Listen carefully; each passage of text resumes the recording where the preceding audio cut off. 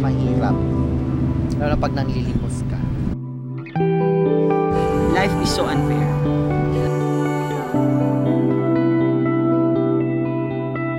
Mahirap ang maging isang taong grasa.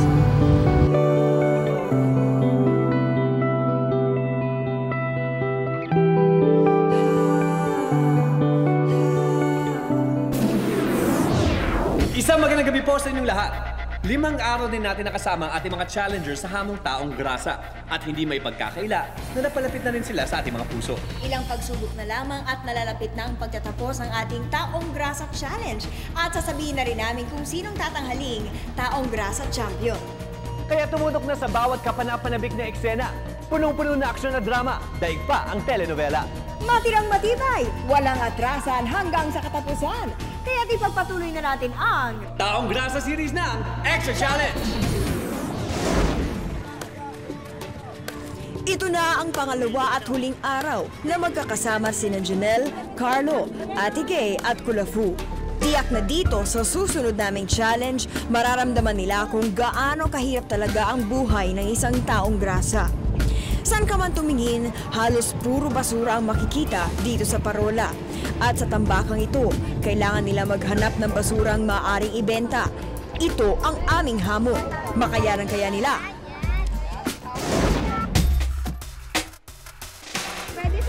Okay mga challengers, hawak niyo na ang sako at pangkawit. Simulan niyo ang maging mga basurero at basurera. Mga papel, karton, lata at plastik ang ilan sa mga basurang maaari nilang ibenta. At sa tindi ng sikat ng araw, pawisan na ang ating mga taong grasa challengers. At kung maaamoy niyo lang ang basura, tiyak na magtataka kayo kung paano nila natatagalan ito. Very challenging. Kasi syempre basura, di ba? Tapos kukunin ko para ibenta. Nako, Janelle, nasugatin bang kamay mo? Kasi ang hapdi kanina, pero wala naman. September 19 na. Dani ni Salucha, Panline. Aba, Kulafu, nag-promote ka pa ha, maghalukay ka na. Tiniis ko na lang kasi yung challenge naman is may time limit. So hindi mo na mapapansin eh. Tapos na ang 30 minutes, mga challengers. Oras na para ipakilo sa junk shop ang mga basurang laman ng inyong mga sako. Manong, papakilo po ako. Hirap? Hirap ako, Manong. Ang bigat. Ang bigat. Kumakita yung 13 kilo, tingnan mo, baka sa mga daya. 13? Walang daya yung timbangan ko, tingnan mo, 13 kilo yan, kahit sa mag-city pa tayo. Ayan, Ate Gay, may pananghalian ka na. Manong, salamat po. Ay, grabe na ito. Pero din namin yan. Pagod na ako. 1 peso and 50 centavos kada kilo ang mga karton at papel. Samantalang piso naman ang mga plastik na supot at lata. O, Kulafu, bakit naiiyak ka? Binabalat ka ba ni Manong? Aba, Janelle, mukhang marami-rami yan ah. Hindi naman siya mahirap eh. Okay lang. Sa una, parang kadiri, pero yung nandito na talaga kami kumagalo. Okay lang. Manong, dahil malaki ako, may kiss po ako. Sige, kiss. Hindi ko mahinis. Kiss! Ay, mama! Okay lang. Nako, Janelle, lugot ka.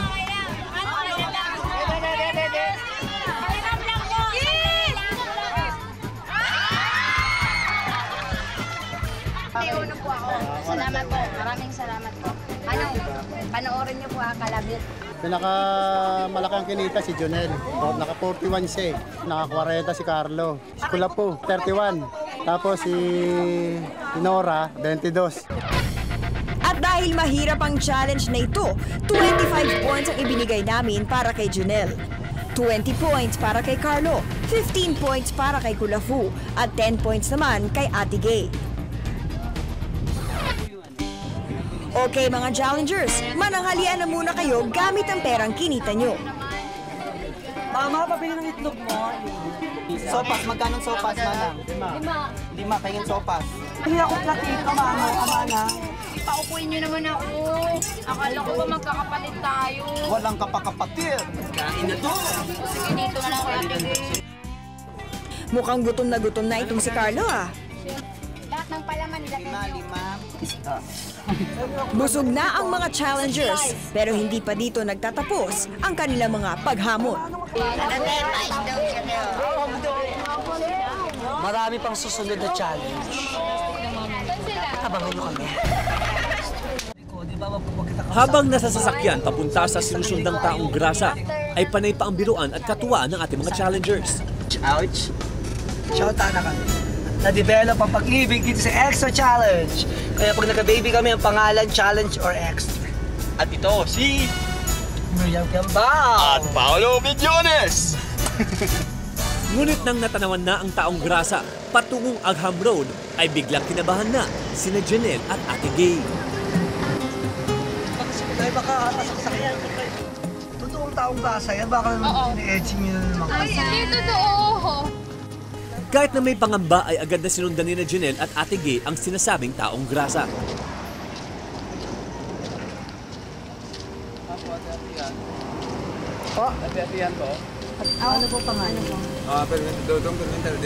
May hinanap ako, may nasikaso ko sa SES. Naka-remit noon yung karta ko diyan, umpisa 1976, 1977, 1978, 1979, 1980, 81, 82. Kita nyo naman, mukhang nakagaanan na ng loob ni Janelle at Ate Gay si Mang Fermin. Gala-gala na muna ako. Kung mapapansin ay hindi naman pala maituturing na taong grasa si Mang Fermin. Ngunit tulad ng mga taong grasa, siya rin ay palaboy-laboy sa lansangan at walang pera. Ang tanging inaasahang perang pangkain ay ang kanyang SSS pension na halos 9 na taon na daw ay hindi pa umuno na ibibigay sa kanya. Saan po kayo kumakain? Ay, wala pa eh. Nung una ay ayaw pang tanggapin ni Mang Fermin ang perang binibigay ni na Janelle at Ate Gay. Ngunit ipinagpilitan pa rin nilang ipabaon ng kaunting halaga dahil sa alam nilang mas kakailanganin na ito. Mas bata naman po kami sa inyo. Mag-iingat po kayo dito.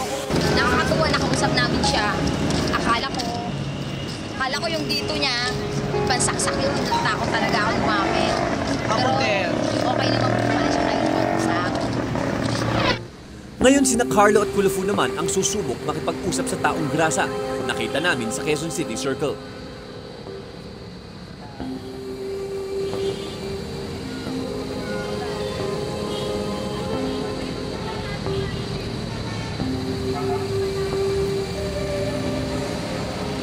Malis pag nakita kami, tapos siguro naramdaman niya na ano talaga, na hindi kami totoo. Tuloy pa rin ang hanap sa taong grasa makakausap sina Carlo at Kulafu. Tayo mo ko, tignan. Sila dito. Mamaya na nga kayo mag-usap. Ngunit ano ito? Kung kanina ay nagbibiroon lamang silang lahat sa sasakyan, bigla naman nagkaroon na ng away sa pagitan ni Janelle at Carlo. Ikaw malakas ka mga asar ng ibang tao. Pag ikaw na may naasar, ang lakas mo rin mga maasar. Yan ang isipin mo. Ano ka ba? Nagbibiro lang siya. Well, kung joke yun, it's not funny, okay? It's not funny. O, hindi pala nakakatawa. Dahil pala ito sa pagkukulitan ni na Carlo at Ate Gay. At ikaw naman, nagbibiro lang siya. Yaman. Pinagtatanggol na naman ako ni Janelle. Eh, tayo nagbibiruan, di ba? Oo nga. Tayo nagkakaintindihan. So, ibig sabihin, hindi niya naintindihan yung pinag-uusapan natin. Mag-explain ka sa kanya, sorry ka. Hindi ko kailangan mag-explain. Alam niya yun. Ano ba kayo? Patapos ng challenge. Magbati na kayo. Hindi ako nagagalit sa'yo. Ba't ito nagagalit sa'yo? Hindi ako manhid. Para sa akin, ito isang laro experience. Para sa'yo, tinitip-tip mo to. Gabi na nakakita kami ng taong grasa ang pwedeng kausapin ni na Carlo at Kulafu. Sa kahabaan ng Agham Road din namin siya nakita. May sariling mundo at walang tigil sa paglalakad ng nakayapa. Binigyan nila ito ng biskwit at inalok din ng tubig. May kahirapan lang siyang kausapin dahil sa bihira ang mga sagot niya sa mga tanong ni na Carlo at Kulafu.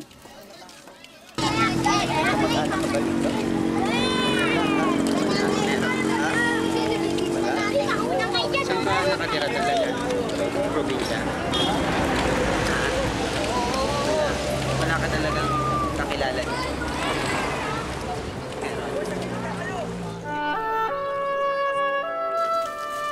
Binigyan din nila ito ng pera. Hindi nagtagal ay nakumbinsi din nila Carlo at Kulafu na tumigil ito at umupo sandali.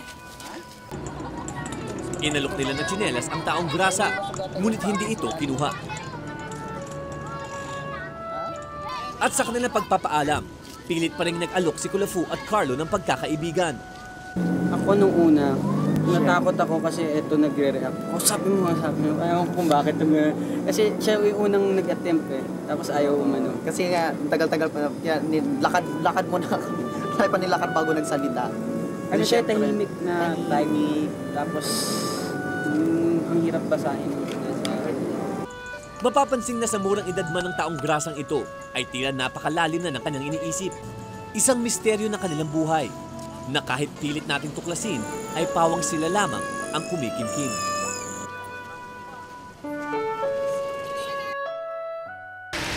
Matapos ang 2 araw, matapos ang sunod-sunod na pagsubok, nakatayo pa rin hanggang sa kahuli-hulihan ang 4 na taong grasa challengers. At wala nang masasaya pa ngayong patapos na ang challenge, kundi ang mga taong nagmamahal sa inyo. Kilala ko yan si Junel. Talagang magaling yan. Kaya niyan lahat, alam ko. Kasi mahilig yan sa mga challenge, ganun. Kaya sure ako, kaya niya. Hindi siya maarting tao. Parang sanay sa hirap. Tapos, down to earth yun.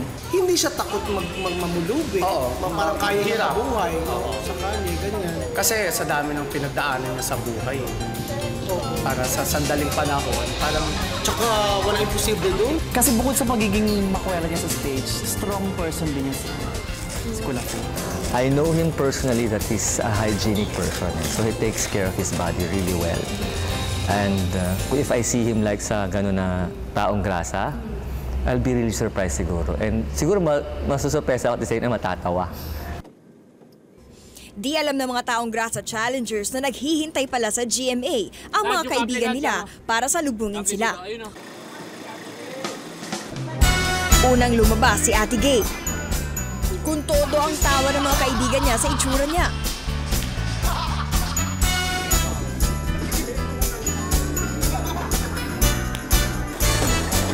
Si Janelle naman parang gustong magtago na lang sa sobrang hiya niya.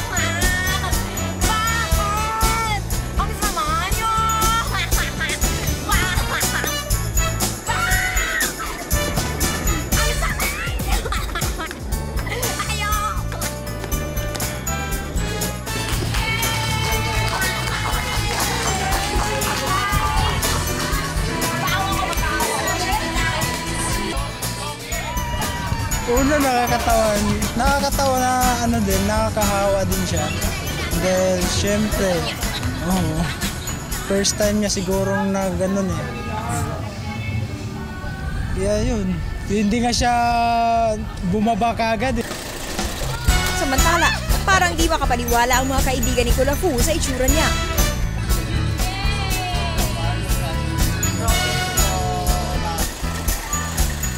Si Carlo naman, mega kwento sa amin ni China sa buong experience niya.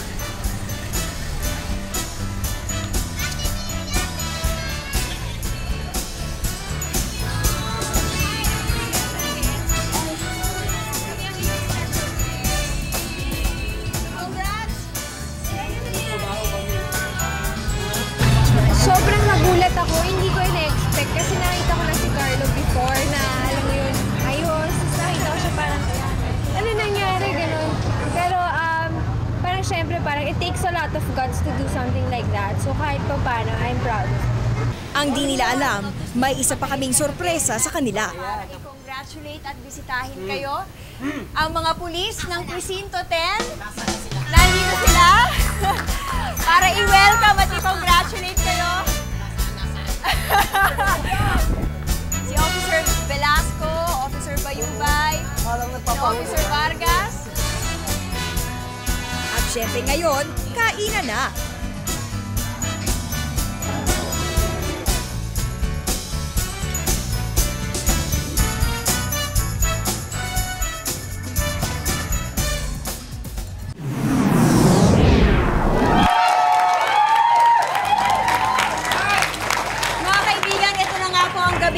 hinihintay ng lahat ang announcement ng winner ng ating Taong Grasa Challenge. Bago ko buksan ang sobrang ito kung saan nakalista ang kanilang mga points, gusto ko sana muli i-congratulate ang bawat challenger na talagang nakasuot ang bawat pagsubok ng Taong Grasa Challenge.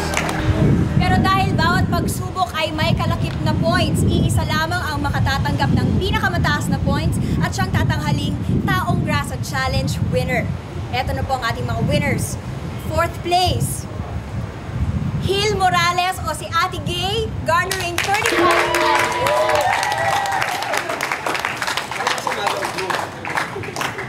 Ay, thank you dito.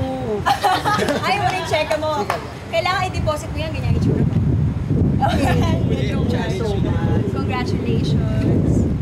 At ngayon, para sa ating 3rd place, garnering 40 points, Joel Galvin o si Kulapo. Ewan para sa'yo. At para sa ating 2nd place, 45 points ang nakuha niya. At siya ay si Carlo Enriquez.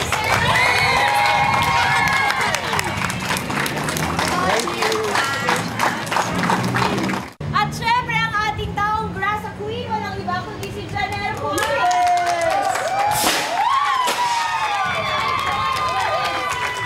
Thank you, thank you.